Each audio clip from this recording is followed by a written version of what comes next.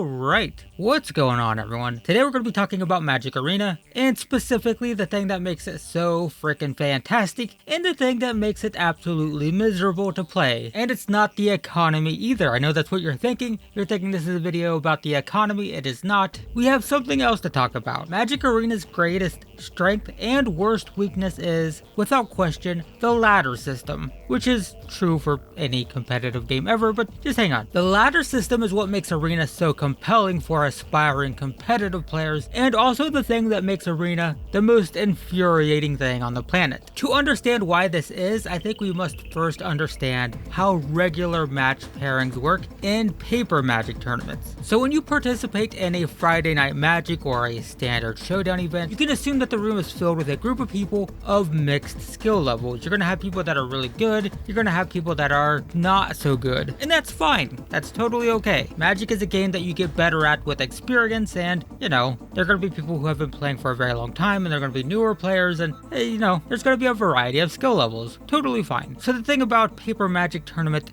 pairings is that you basically get paired against people who have the same record as you. So the first round is absolute chaos. You could be matched up against anyone, but after the first round, everyone who won in the first round gets matched up against each other, and everyone who lost in the first round gets matched up against each other, and that's how it progresses. As the tournament progresses, people who go 2-0 get matched up against each other, people who go 0-2 get matched up against each other, and so on and so forth. Because of this, the results of a small Friday Night Magic tournament can be a little chaotic, and maybe not necessarily the most accurate representation of every individual player's skill. What I'm saying is there's a lot of just kind of variance at Friday Night Magic because there's so few rounds. You're gonna have nights when you do terrible, you're gonna have nights when you do really well, but it's a tournament that basically anyone can win just because of how short it is. There's just not enough time to really vet out different skill levels. Like in a Grand Prix, it's several rounds the first day, so that kind of eliminates variance and randomness, just because in order to do well, you have to do consistently well across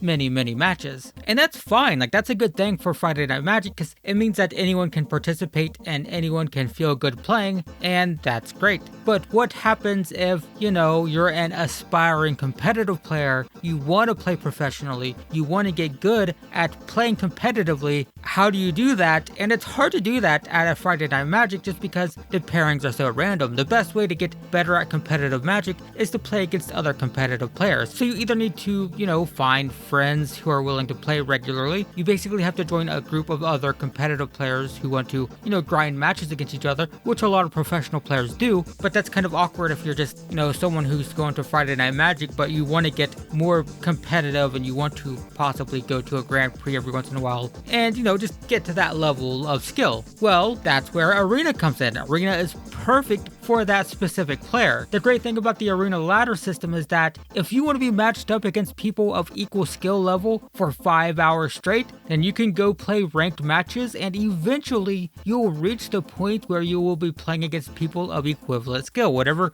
skill level that is, if you play long enough, you'll hit your cap, your rank cap. That's your inaccurate representation of your skill level, and at that point you are going to be playing against equal skill leveled players every single match, and that will allow you to grind against people who are of equal skill and get better, right? That's great for competitive grinders. If that's what you want to do, then Arena's ladder system is great. And Magic Online is a little bit better than paper, but the problem with that is the entrance fees are so high. It's $10 per league, which is 5 matches, so it's very expensive. And if you're aspiring to be a competitive player, you should eventually get to a point where you win more consistently and it's not as expensive, but that's a little bit daunting if you're not quite to that level, but you want to get to that point, but you're faced with $10 per tournament on Magic Online. And if you're not confident that you're going to win at first, if you're like, I want to be more competitive, you can't do that on Magic Online without spending a ton of money and the entrance fees. 10 tickets or $10 per tournament is expensive, especially if you're wanting to do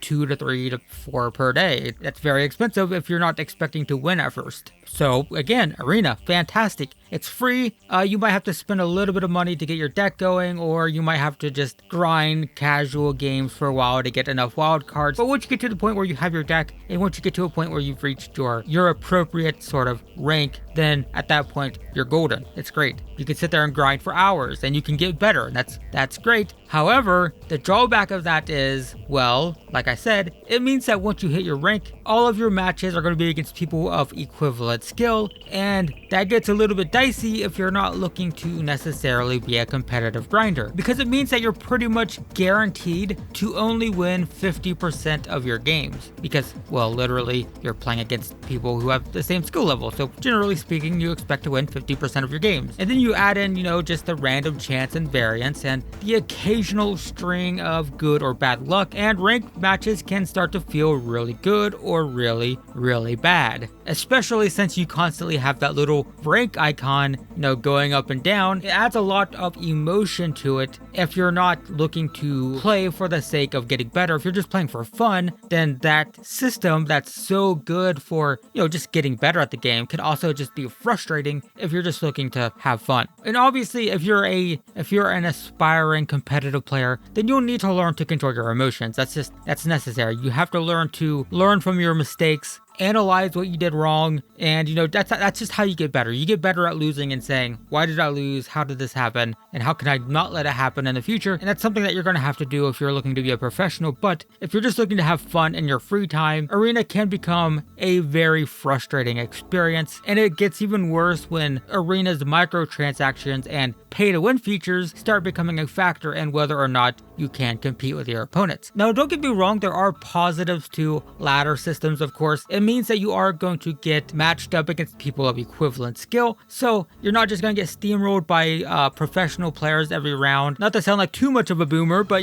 back in ye olden times, when there were no ranking systems really in like first-person shooter games, you just went into a lobby and who you got matched up against was who you got matched up against, and you'd get into deathmatch rounds where it's like, well, pretty much guaranteed there's going to be that one dude who's just insane and kills everyone. And it's like, yeah, you just start feeling like you have no chance because there's always going to be someone better than you in an average deathmatch lobby. And that's the benefit of ladder systems, is that if you rank everyone, then it guarantees that people will, generally be against people of equal skill level. But that can in turn lead to just a lot of frustration, because I think with like ladder systems, and I think with just the way that video games are designed nowadays, people tend to be very progress oriented. Like, you want to progress and get better. And the problem with the ladder system is you will hit your cap and you'll get to a point where you just can't get any more progress. And that's the difference with like old deathmatch lobbies, was that you were just playing for fun. Like, sure, you wouldn't win a game regularly, but you'd get into a game and, you'd play for a while, and there wasn't like this need to reach a certain level or whatever. And ladder systems they put you in the mentality of, I need to progress, I need to get to the next rank, I need to rank up and get better and better and better. But you are going to hit that skill cap where you're just going to, you're going to get brick walled eventually, and it can be very frustrating. So the best advice I have for the end of this video is just to remind people that you're going to hit that brick wall eventually. And there's basically two ways you can look at it when you get to that point. You can either just get really, really angry all the time because you're constantly going to be matched up against people who are just as capable of beating you as you are beating them, or you can just accept that once you get to that point, your win rate is going to be about 50%. And if you can do that, then it won't be so frustrating. And there's some dark side of this too, because once you hit that brick wall, the thing that will a lot of times help people progress past it is spending money, right? You hit that brick wall, you cannot progress anymore. You are at your skill level. Your rank reflects your skill level accurately. And the only way to get to the next rank or the next skill level is when you start spending money, buying more powerful cards. And that, it's a very rewarding experience. You're feeling rewarded because you spent money in the microtransaction store. And so yeah, that's a fantastic tool for the developers, because, it's a great way to capitalize on people's negative emotions and then reward them for spending money. But, it is what it is. My takeaway from this, what I hope people will take away, is that just try not to get too angry once you hit that brick wall. It's going to happen, but look at it as an opportunity to get better, because the thing that's going to make you win or lose a game, generally speaking, is whether or not you can navigate a game against someone who has the same rank as you. So that's an opportunity to, get better and get experienced against people who are just as good at Magic as you are. And yeah, I don't know. That's all I really have to say. Just wanted to talk about that. Magic Arena ladder system is really good, really cool, really awesome if you want to get better at Magic, but also very frustrating. So just try to limit your expectations once you get to that point. Great, fantastic. All right, that's it. Thanks for watching, everyone, and I will see you in the next one.